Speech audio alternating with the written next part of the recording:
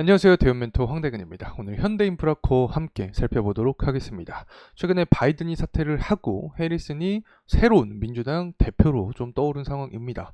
현재 지지율을 비교했을 때 해리슨에 대한 우세 소식이 들려오면서 트럼프 관련된 재건주가 약세 분위기가 형성이 되고 있습니다. 그래서 제가 누누하게 강조드렸던 부분이 있었죠. 이 재건 테마 이후에 동력원을 찾아야 된다. 그래서 오늘 이 부분을 중심으로 좀 집중적으로 파헤쳐 보도록 하겠습니다.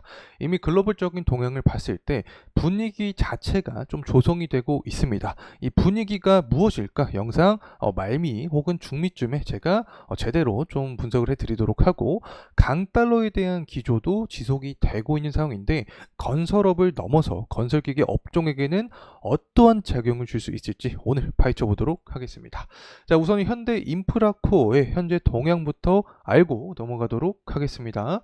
현대 인프라코어 같은 경우 금일 좀 하방 압력을 많이 받아주고 있습니다. 7% 이상의 하락세를 받아주고 있는 상황이다라고 설명을 드렸는데 제가 이전 영상을 통해서 단기적으로 과매수 구간에 돌입을 한 상태이기 때문에 가격 조정과 기간 조정이 나타날 가능성이 있다라는 측면을 말씀을 드렸던 기억이 납니다. 이 부분이 현재 유효하게 작용이 되고 있다라는 점 강조를 드리고 싶고 수급적인 측면 보게 됐을 때 외인과 기관의 매도세가 나와주고 있긴 합니다. 하지만 전거래일 외국인의 매집 금액을 비교를 해보면 거의 절반 수준밖에 안 되는 상황이기 때문에 아직까지 수급에서 부정적인 측면을 찾지는 못할 것 같다. 이렇게 간단하게 말씀을 드리고 싶습니다.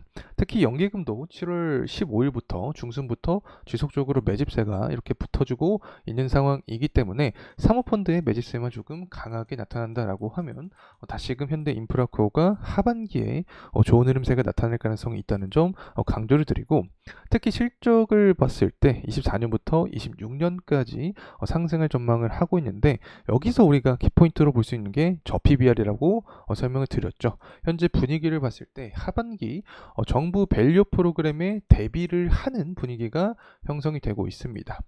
특히 조선 기자재 업체들도 저PBR 관련된 종목이 많은데 자사주 매입이라든가 배당 관련된 준비를 하고 있는 상황이기 때문에 현대인프라코어도 주주가치 제고를 위한 어떤 방법을 펼치지 않을까 개인적인 생각을 하면서 영상 진행해 보도록 하겠습니다. 우선은 현재 정치 이슈가 뜨거울 수밖에 없습니다. 바이든이 사퇴한 지 거의 일주일도 되지 않은 상황에서 이제 해리슨에 대한 이야기가 나와주고 있는데 지지율을 봤을 때 해리슨 우세에 대한 이야기가 나와주면서 재건 테마가 조금 지고 있는 상황입니다. 트럼프가 당선이 될 가능성이 높으면 가장 직관적으로 연결이 되는 게 재건 관련된 주인데 해리슨 우세 소식에 따라서 다소 약발이 떨어지고 있는 상황이다 라고 설명을 드릴 수 있겠죠.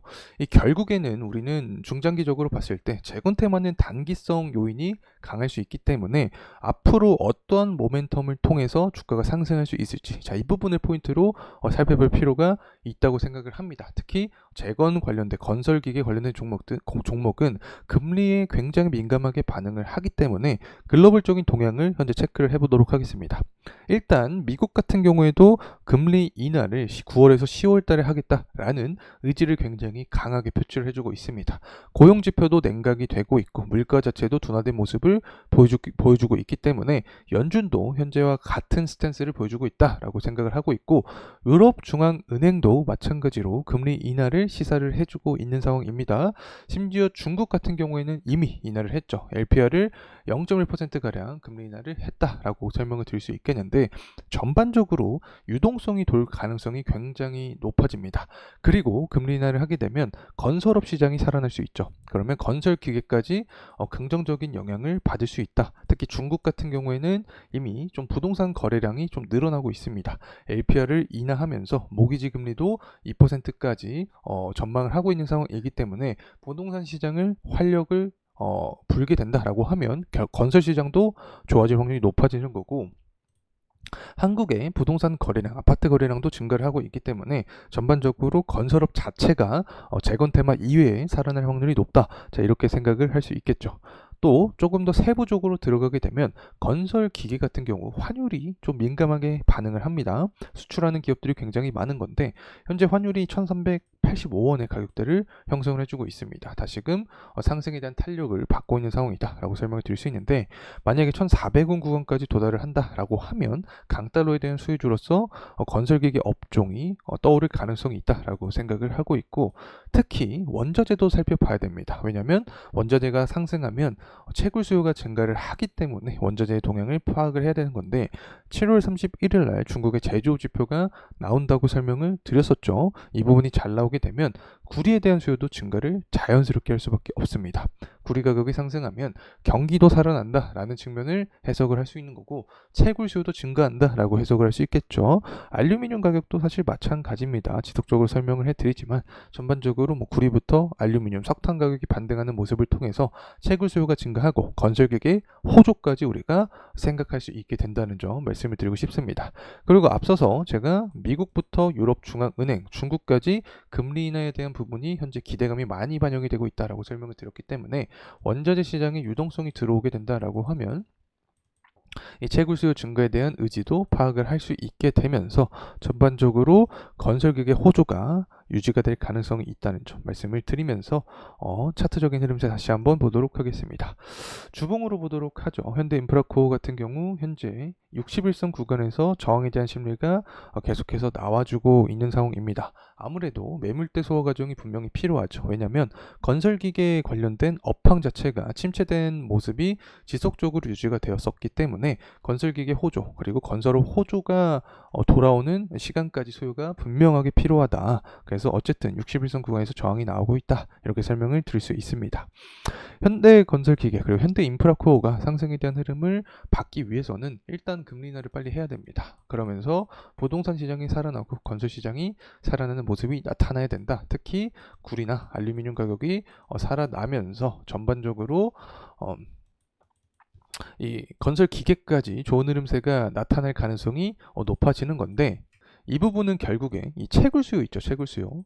채굴 수요 증가까지 연결이 되기 때문에 그렇습니다. 그래서 구리랑 알루미늄 가격이 상승하면 채굴 수요도 증가할 확률이 매우 높아진다. 자, 이렇게 설명을 드릴 수 있죠. 그리고 다시 한번 만약에 트럼프 지지율이 살아난다라고 하면 재건 테마 관련된 이슈까지 받을 확률이 높다. 그리고 하반기로 가면 갈수록 정부의 밸류 프로그램 관련된 혜택을 받을 수 있는데, 현대인프라코어 같은 경우에 저 PBR 관련된 종목으로 엮일 가능성이 높다라고 설명을 드렸었죠. 그래서 하반기에 주주가치 제고를 위한 어떤 정책을 펼칠 가능성도 존재하기 때문에 재건 테마 이외에도 사실 찾아볼 수 있는 우호적인 환경은 좀 많다고 생각을 하고 있습니다. 자, 어쨌든 이 61선 구간을 돌파를 해주면 그 위에 구간은 사실 매물대가 촘촘하지 않습니다. 그렇기 때문에 상승 탄력을 강하게 받을 가능성이 존재한다. 그래서 7월 24일날 기록했던 이 고점 구간에 대한 돌파 여부가 중요한 포인트로 작용이 될 가능성이 높다는 점 말씀을 드리고 싶습니다. 자, 이상으로 현대인프라코어에 대한 영상 마무리하도록 하겠습니다. 끝까지 시청해주셔서 감사합니다.